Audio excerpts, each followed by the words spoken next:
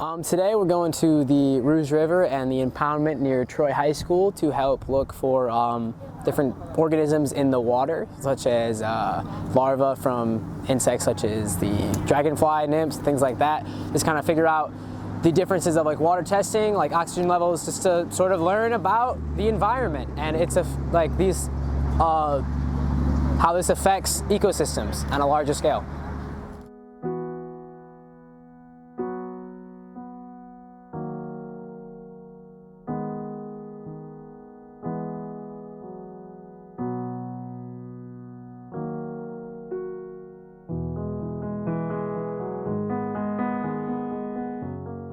So when aquatic ecosystems have high levels of nitrate, it flows into the waterways, which causes an algae bloom. And with an algae bloom, there's a decrease in dissolved oxygen and an increase in the BOD. This causes dead zones, which makes it unlivable for aquatic life.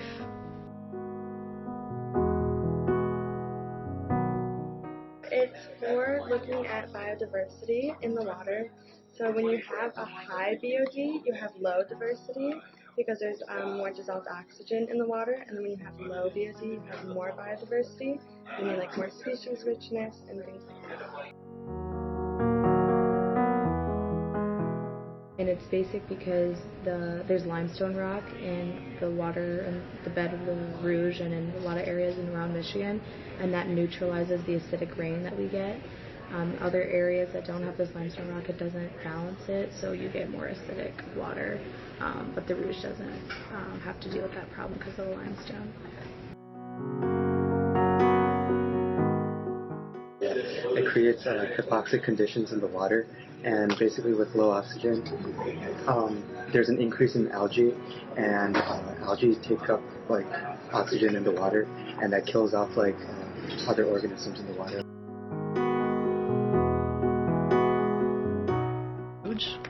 So if turbidity was especially high, organisms wouldn't be able to have enough sunlight to perform photosynthesis.